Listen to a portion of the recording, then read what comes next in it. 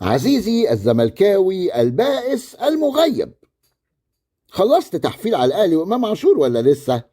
لسه شويه.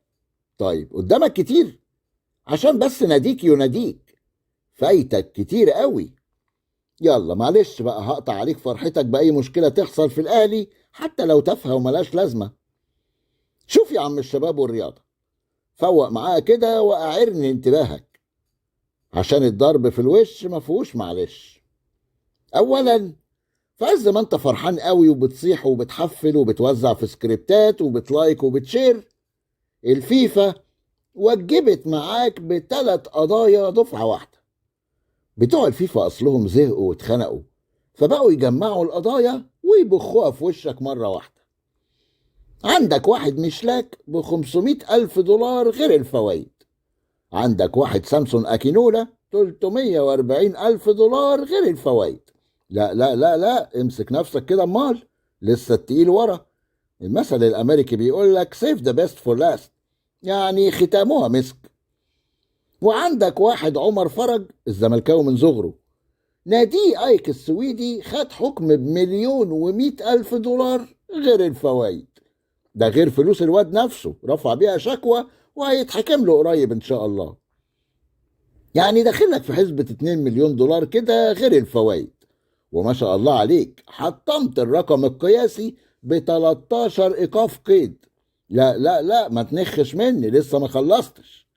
ما انت عارف يا صديقي، من اعمالكم سلط عليكم، وربنا بيدي كل واحد على قد نيته، والمصايب لا تأتي فرادى. خد عندك دي كمان، نيابة الأموال العامة عقبال عندك شكلت لجنة الكسب الغير مشروع حلف اليمين، وانطلقوا بسلامة الله وحفظه وحطوا الرحال في أكبر قلعة رياضية في مصر. جابوا مكتب حلو كده، فرشوه ورحرحوا، وهينكتوا النادي بقى بالأهاليبو بتاعك ده. يقولوا لنا بقى الفلوس راحت فين، والأرض اتباعت لمين، وازاي، ومين خد ايه ووداه فين وصرفوا على مين. ويشوفوا لنا بقى قصة شركة تسقيع وتقسيم الأراضي اللي انتوا فاتحينها في النادي دي. وإن شاء الله هتبقوا فرجة وعبرة لمن لا يعتبر. غير كده ما تقلقش خالص، كله تمام في 100 عقبة وما حولها. نسيت أقول لك، الواد ناصر ماهر اللي بيراميدز ضحك عليكم واستغفلكم كالعادة ده، وخد منكم أحسن لعيبة عندكم، واداكوا 40 مليون جنيه تسددوا بيها مستحقات سيف فاروق جعفر على احمد شريف على عمرو ناصر، ايه الحاجات الحلوه اللي عندكم دي. ده حتى مرضيش يديكوا دولارات تدفعوا اي حاجه للمحترفين، خصوصا الفتى الذهبي الراقص شيكو بانزا. المهم يا صديقي، ناصر ماهر بقى جاب جول وعمل اسيست. الواد ده طلع بيفهم، اتنازل عن مستحقاته عشان بس ينفد بجلده، وقدر انه يحقق حلمه بالانضمام لبيراميدز. اصل زي ما انت عارف، الزمالك عنده نجوم لكن بيراميدز عنده اساطير.